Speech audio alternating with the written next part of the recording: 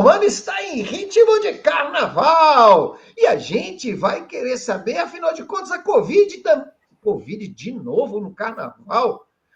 E nós vamos trazer notícias fresquinhas das pesquisas sobre desinformação que estão rolando lá na Europa. E fake old também tem marchinha para carnaval, será? Não saia daí, vamos sambar um pouquinho, porque a folia começa no Desinformando agora.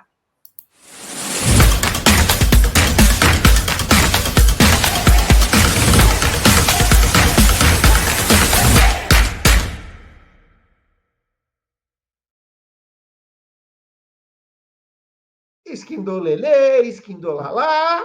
Estamos já em ritmo de carnaval, segundona, mas a gente não pode deixar de trazer para vocês informações sobre a desinformação. Tivemos umas merecidas férias, mas agora voltamos em pleno carnaval para não deixar as coisas rolarem, mesmo porque a desinformação no carnaval parece que gosta de sambar também, não é, Diego? Temos uma espécie de fake old na ruim da semana, é isso? Bota para rodar aí a vinheta.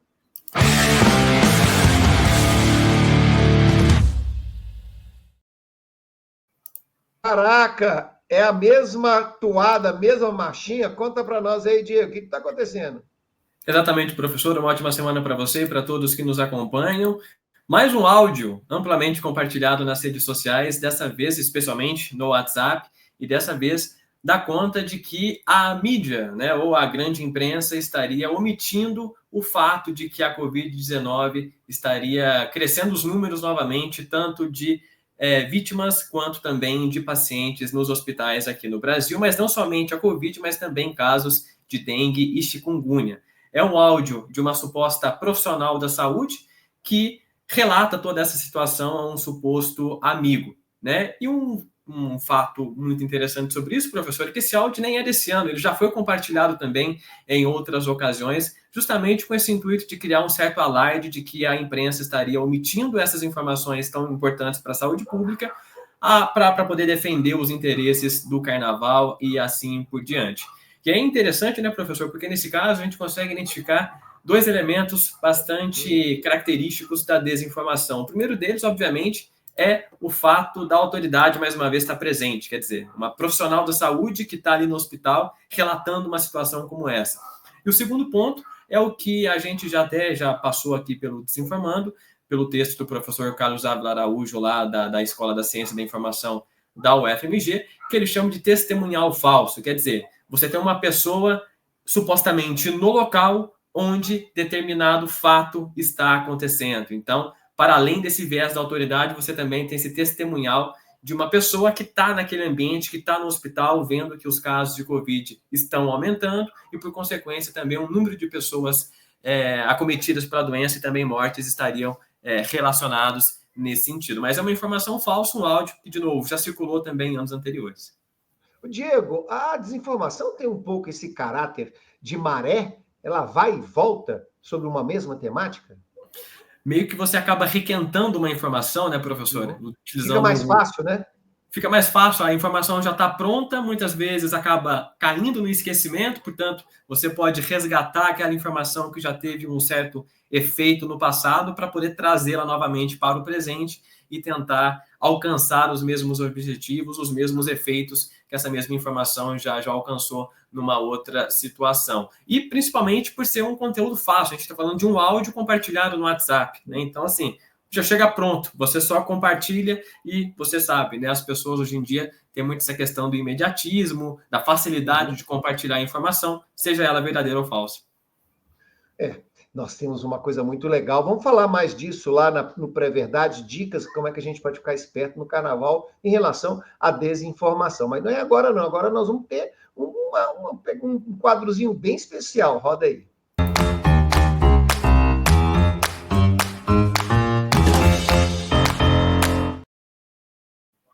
Pois é, pessoal, como a gente sabe, o Diego de Deus é um grande pesquisador, talvez um dos maiores hoje pesquisadores de informação, de desinformação no Brasil, e aí ele foi em Portugal para poder mostrar suas pesquisas e também saber o que estava rolando lá em relação à desinformação. O ano passado, o Diego foi lá, eu tive também o prazer de ir com ele também, e a gente ficou muito surpreendido como Portugal e os países ibéricos ali, né? Eles estão avançados na desinformação, enquanto a gente que ainda está conversando sobre conceitos, lá eles já estão avaliando projetos de literacia midiática, de mídia na escola, e isso nos deixou muito felizes, né? Doido para essas coisas acontecerem aqui no Brasil também. Mas eu fui o ano passado, você foi esse ano. O que você tem de novo para contar para a gente desse congresso? Qual foi o congresso? Qual foi o seu sentimento que você teve quando você foi lá, Diego?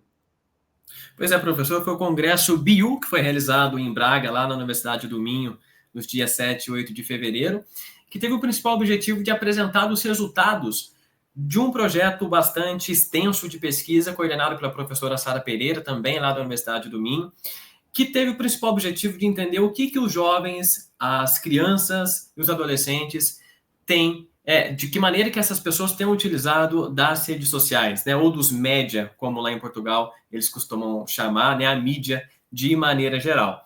E aí, assim, eu tive em 2 apresentações lá, né, inclusive um trabalho em coautoria com você e o outro em coautoria com a professora Janel Zamora, também lá da UFMG, e eu acho que a principal percepção que eu tive, não somente dos trabalhos em si, mas também do principal objetivo do projeto, que foi justamente apresentar esses resultados da pesquisa coordenada pela professora Sara, a preocupação que lá existe de também realizar diagnósticos. Porque aqui no Brasil, a gente tem passado, por assim dizer, o carro na frente dos bois. É mesmo? Como assim? Explica melhor. Justamente, porque no Brasil, de novo, a gente fica muito naquela discussão teórica e quando a coisa parece que vai para a prática... O que é letramento? E quando a coisa parece que vai para a prática, as ações de intervenção relacionada à literacia, especialmente no que diz respeito à desinformação, a gente está pensando em soluções no Brasil, mas sem antes identificar qual que é o real problema. Então, como que a gente vai agir?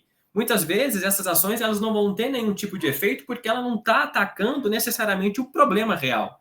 E lá em Portugal, a gente tem notado justamente isso. A gente pode até dividir numa espécie de estágios. Quer dizer, essas discussões já começaram principalmente lá na década passada, quando os primeiros diagnósticos começaram a ser realizados, né? As primeiras intervenções começaram a ser realizadas a partir desses diagnósticos e Diego, a avaliação desses impactos. Um diagnóstico, só para a gente entender o que é. O que seria um diagnóstico, por exemplo? Só um exemplo.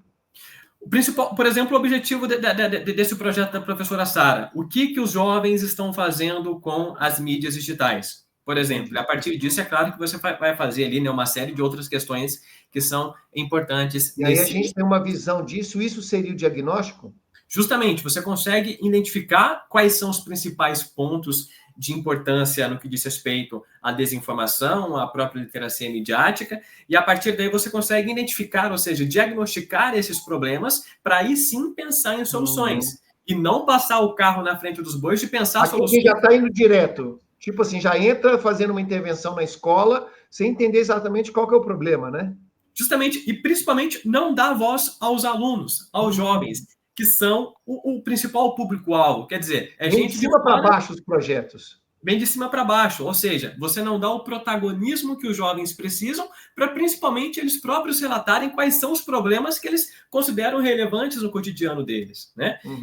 Assim, e essa é uma preocupação que tem aparecido lá. Então, assim, a gente pode até identificar como um estágio de fases lá em Portugal. Primeiro você teve a primeira leva de projetos de diagnósticos e de ações e avaliação dessas ações, e agora você já tem, digamos assim, uma segunda leva de projetos como esse para justamente identificar quais são os principais problemas para aí sim pensar em soluções a partir deles. E já, pelo que eu entendi, já tem projetos rodando e eles já estão avaliando os projetos para aperfeiçoar um projeto que já está aplicado, é isso? Perfeitamente. Digamos, é uma versão 2.0 daquilo que já foi feito. Putz, que legal, né? Deve ser muito legal ver isso aí também. Muito bacana. Deixe depois indicações aqui para baixo, de texto, de coisas, até mesmo lá, talvez, dos artigos, embora acho que ainda não saiu ainda os anais, mas deixar aqui para a rapaziada o link lá do Congresso, que eu acho que é muito legal para a gente ver isso também. Rapidinho, vamos para o Fake hoje, porque é carnaval. Vamos lá!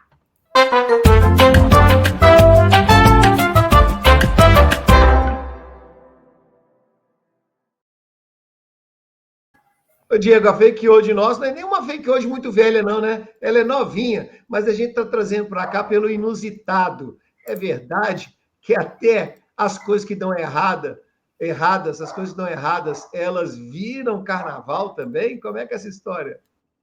É o que a banda da Bica, lá do Amazonas, fez, professor, ao criar uma marchinha de carnaval sobre Ah. a taxação do Pix, né? Essa desinformação que foi tão compartilhada no ano passado nas redes sociais, que inclusive a própria imprensa ajudou a compartilhar e não deu conta de resolver o problema, porque mesmo o governo federal falando que aquilo era desinformação, a gente viu que meio que os veículos de imprensa ficaram um pouquinho quietos ou jogaram aquilo para debaixo do tapete e não E teve muita amarelaram, e aí deram para trás.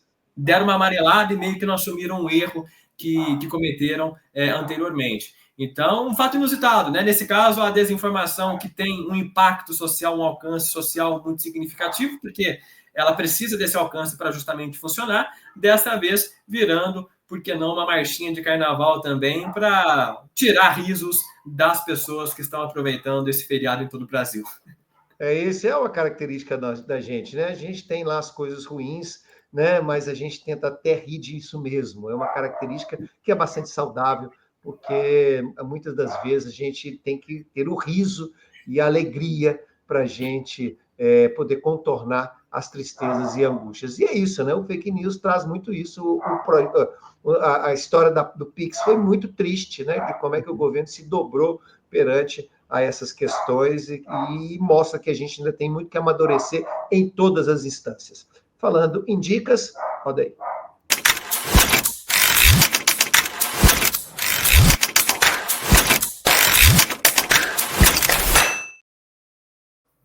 Diego, carnaval, grandes eventos são férteis para desinformação, né? Para fake news. A gente já vê circulando aí alguns golpes, né? De pessoas que passam Pix para poder ajudar um determinado bloquinho, um determinado grupo carnavalesco. Temos essa história da Covid supostamente voltando, estando escondida, que é uma fake news requentada. Quais os cuidados que a turma deve ter no carnaval em relação às fake news?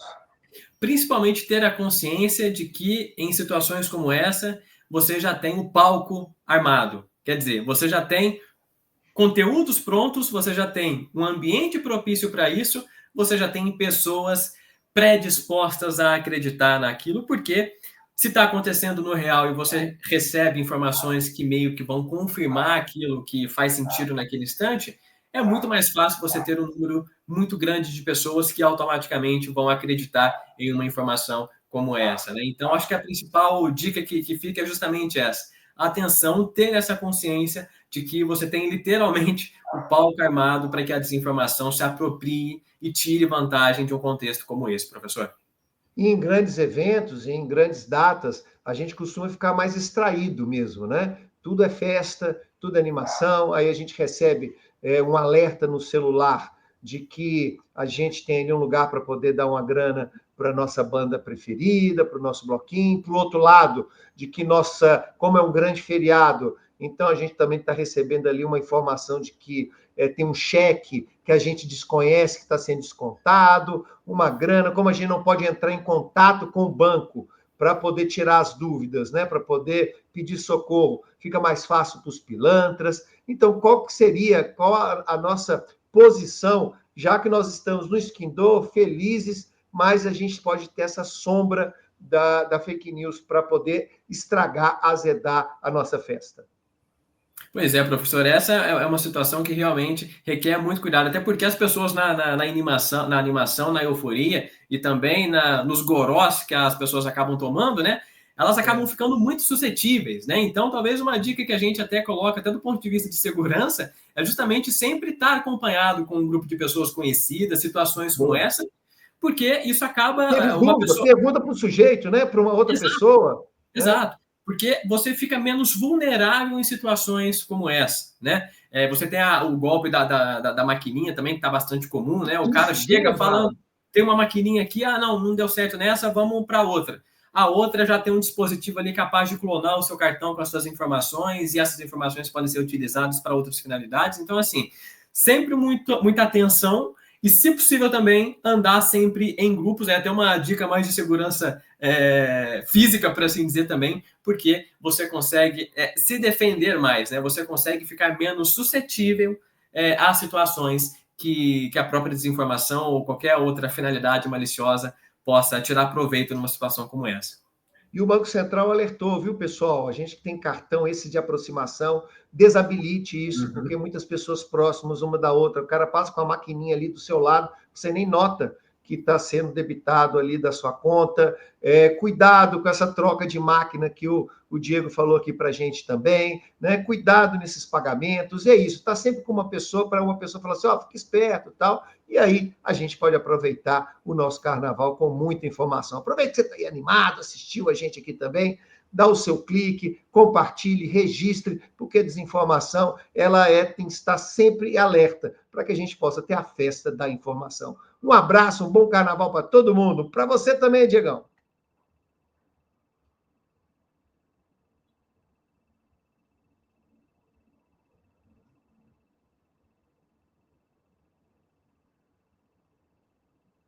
Acho que deu uma travadinha lá, ou então o Diego já saiu para o